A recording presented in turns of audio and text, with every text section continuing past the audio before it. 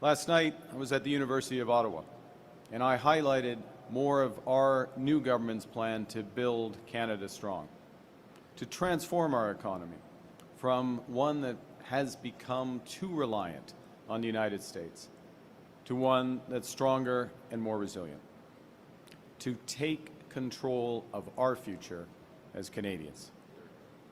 Because the world is increasingly dangerous and divided, and new technologies have brought distant threats to our door.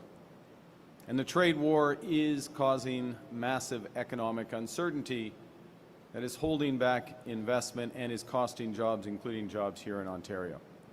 What we're experiencing is not a transition, it's a rupture. It's a sharp change in a very short period of time. Something extraordinary happened in Canada today, the kind of moment that doesn't just fill headlines, it shifts history. Two men who rarely see eye to eye, Prime Minister Mark Carney and Ontario Premier Doug Ford, stood shoulder to shoulder, united by something far greater than politics. For years they've clashed over policy, budgets, and vision. But today, those differences melted away in front of a nation watching closely. Because this wasn't about political colors anymore, this was about Canada's backbone, about who really calls the shots in this country. Carney looked out across the press hall, calm but determined, as he dropped the line that instantly changed the tone of the room: Canada will no longer be dictated by Washington. The message was unmistakable. This was not diplomacy. This was defiance.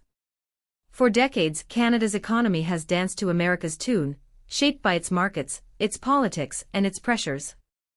But under the rising storm of Trump's renewed trade threats and economic intimidation, Carney and Ford made one thing clear: those days are over.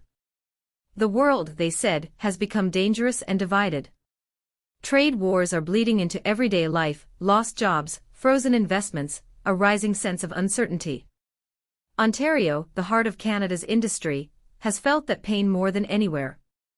And while Washington points fingers and flexes its economic muscle, Carney's message cut through the noise: this is not a transition. It's a rupture. That word, rupture, echoed like a warning bell. Then came Doug Ford. The man known for his blunt talk, for cutting straight through the political fog, but today, that bluntness became something else entirely. It became leadership. Before moving forward, do subscribe for Parliament updates. Ford didn't come to posture or pick fights. He came to remind the world just how much Canada matters. His tone was steady, but every sentence carried weight. You can't bully the hand that keeps your country running, he said, and in that instant, every camera, every journalist, every Canadian watching felt the shift. He was talking about Canada's energy, the oil, the gas, the power that flows south every day, keeping the lights on in New York, Detroit, and Minnesota. The energy that fuels U.S. industries, that keeps their machines humming. The energy that comes from Canadian soil. Ford wasn't threatening, he was declaring reality. Canada isn't just America's neighbor. It's its lifeline. But he didn't stop there. He spoke about what comes next: small modular reactors, large-scale nuclear expansion, new technologies that will let Canada power not only itself but also the world. We'll take care of our own first, he said, but there'll be enough to share with our closest friends and allies. And with that, Ford wasn't just defending Canada, he was redefining what strength looks like. The timing of all this couldn't be more critical. Just days ago, Trump's Commerce Secretary threatened to move U.S. manufacturing south, directly targeting Canada's auto industry, the heart of Ontario's economy. A clear message: play by Washington's rules or pay the price. But this time, Ottawa and Queen's Park didn't flinch. Ford called it out for what it was: economic intimidation. And Carney didn't mince words either. He vowed that Canada would fight back, not with empty speeches, but by building the kind of infrastructure, supply chains, and technology that no foreign power could ever take away. It was bold. It was unapologetic. It was Canadian. You're all absolute champions who keep the lights on in homes across Ontario, as well as 1.5 million homes south of the border. I always say we keep lights on in New York and Michigan and up in Minnesota, and I always say, let's take care of our own first, but we're going to have enough energy, not just to send around the world with SMRs, but large-scale nuclear, send it down south. There's nowhere else I'd want to send it to than our closest friend and ally. The press conference took place at Darlington Nuclear Generating Station, not by accident but by design. For over 3 decades, Darlington has powered Ontario with safe, clean, and reliable nuclear energy. It's more than a facility, it's a symbol of endurance, innovation, and national pride. Ford reminded everyone of that legacy. "We keep the lights on not just here, but across the border," he said. "And we'll keep doing it together." In a rare moment of genuine unity, he praised Carney directly, saying he doesn't care about political stripes or party colors, only about collaboration. "I couldn't ask for a better partner," Ford said, turning toward Carney. "When Canadians work together, we can stand up to anything and anyone, including President Trump." That line landed like thunder. Because what this moment showed is that Canada isn't divided the way people think. When the stakes are high enough, when our industries, jobs, and sovereignty are on the line, Mr. Speaker, is really disappointed this Prime Minister refuses to stand up and debate the real cost of his taxes on Canadian food consumers. It's the same thing with the auto sector. He promised that he would negotiate a win. He promised to get a rapid deal. Still no win, still no deal. Elbows gone missing, and so are the jobs. He promised generational investments, hundreds of billions in clean energy, advanced industries, and local innovation. But here's what stood out most: he made it clear that this wasn't about begging for approval from foreign capitals or multinational corporations.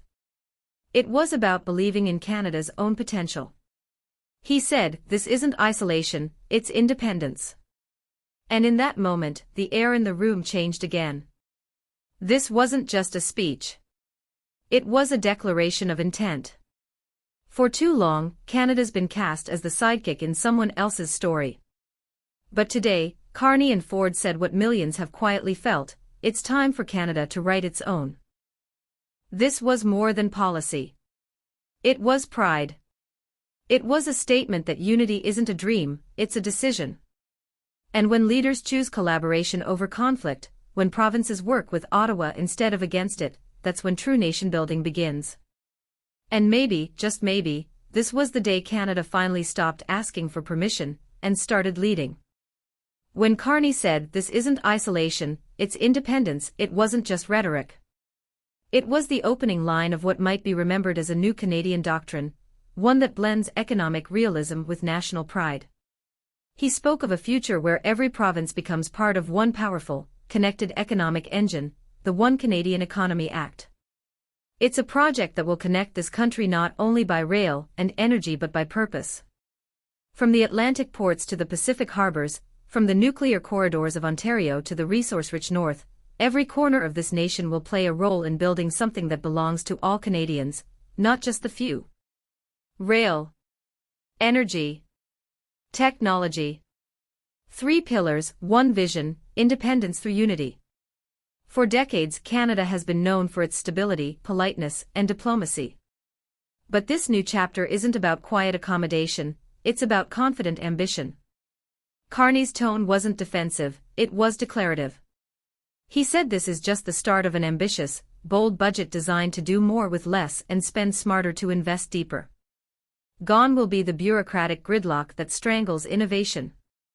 In its place, a national framework where pension funds, private investors, and provincial governments work together to rebuild the industrial heart of this country, one project at a time. And yes, it will be tough. Carney didn't shy away from that. "We will take difficult decisions," he said, "but they will be the right ones. We'll spend less, invest more, and build stronger." It means this has to be an ambitious, bold budget that's focused on building this economy. And we will do everything that it takes in order to do that. From reducing red tape to making generational investments that crowd in hundreds and hundreds of billions of dollars of private investment here in Ontario and across Canada, including investment, as the Premier mentioned, I'm sure, from the pension funds of Canada, but more broadly. While we do that, we also need to get a control of federal spending. We will eliminate duplication. We'll eliminate waste. We will do more with less. So we're going to take some tough and we'll take some difficult decisions. We'll spend less, we'll invest more.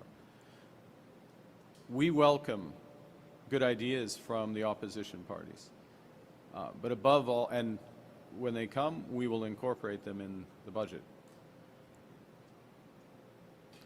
We are just getting started. To be clear, these are major, major projects, but this is just the start of the ambition. And I think Canadians can feel confident that this country, this province has more than enough opportunity and ambition and firepower to give ourselves far more than the Americans are taking away, regardless of what happens with negotiations. Those weren't the words of a banker or a bureaucrat. They were the words of a leader willing to roll up his sleeves and bet everything on his nation. Ford nodded beside him, his trademark directness replaced by quiet respect. This was more than a photo op. It was a pact. Because the truth is, when Canada stands united, there's no foreign policy threat, no trade barrier, no tariff or intimidation tactic that can break it. And this moment, this partnership, was proof of that. The Darlington backdrop wasn't just symbolic. It represented everything this new era stands for: reliable energy, long-term investment, and Canadian innovation that has already powered a generation. Now, with Ontario expanding its nuclear capacity and investing in small modular reactors, Canada is positioning itself as a clean energy superpower. While others argue over ideology, Canada is quietly engineering its future, one reactor, one rail line, one innovation hub at a time. Carney framed it perfectly: we're not here to react to American politics. We're here to define Canadian strength. And the more he spoke, the clearer it became, this wasn't just a press conference. It was the unveiling of a blueprint for the next 50 years. But perhaps the most striking moment came near the end, when Carney shifted from policy to principle. His voice softened slightly as he looked across the crowd of journalists and workers. He said, "This country's strength has never been in the size of its population or the scale of its economy. It's in the spirit of its people, their willingness to stand together, even when the world pulls apart." That was the heart of the message. This isn't just about railways and reactors, it's about resilience. It's about reminding Canadians that the true wealth of this nation isn't measured in dollars or GDP charts but in unity. Doug Ford echoed that sentiment in his closing words: "When Canadians work together, we can stand up to anything and anyone." And in that instant, it didn't matter what party you belonged to, what province you were from, or what flag you flew at your town hall, because for the first time in a long time, it felt like everyone was on the same side. Then came the declaration that will be quoted for months to come. "We're done being the sidekick in someone else's story." It was raw. It was real. And it hit a nerve across the country. Because deep down, Canadians have always known they punch above their weight, in peacekeeping, in innovation, in compassion, in global leadership, but this was the first time in a generation someone said it out loud, without hesitation or apology. Carney and Ford closed the event side by side. No podium rivalry, no political tension, just a shared commitment. Behind them, the hum of Darlington's turbines filled the silence, the sound of Canadian power, literally and symbolically, ready to light the path forward. The message wasn't "we hope." It was "we will." And that confidence, that calm defiance, is exactly what millions of Canadians have been waiting to hear. Because people are tired of fear. Tired of being told that they're too small to matter, too dependent to decide. What happened today was a reminder that independence isn't given, it's built. Brick by brick. Budget by budget. Province by province. And maybe that's why this moment feels bigger than politics. Because it's not about left or right, it's about right or wrong. It's about whether Canada will continue to let others define its place in the world, or finally take its place as a nation that leads, not follows. When Carney and Ford walked off stage, reporters shouted questions, but neither man stopped. They didn't need to. Their message had already been delivered, loud and clear. Outside, the crowd that had gathered, workers, students, families, began to cheer. Not for a party. Not for a politician. For Canada. And as the feed from the press conference ended, the closing words from Canada Today brought everything full circle. This moment isn't just about covering the news. It's about being part of it. Canada isn't waiting for permission anymore. We're writing our own story, one of unity, independence, and strength. And you're part of it. Because that's the truth, every Canadian watching, every subscriber, every voice that refuses to stay silent, you are part of this story. A story of a nation that finally stood tall, shoulder to shoulder, and said to the world, we decide our destiny. And as Canada Today nears its milestone of 50,000 voices strong, it's not just a community anymore, it's a movement. A movement built on the simple idea that when we speak together, we're unstoppable. So if you've been watching this unfold, if you've felt that spark of pride in your chest tonight, don't just watch Canada's rise. Be part of it. Because this, right here, right now, is the beginning of something bigger than politics. This is the rise of a nation. Canada Debates.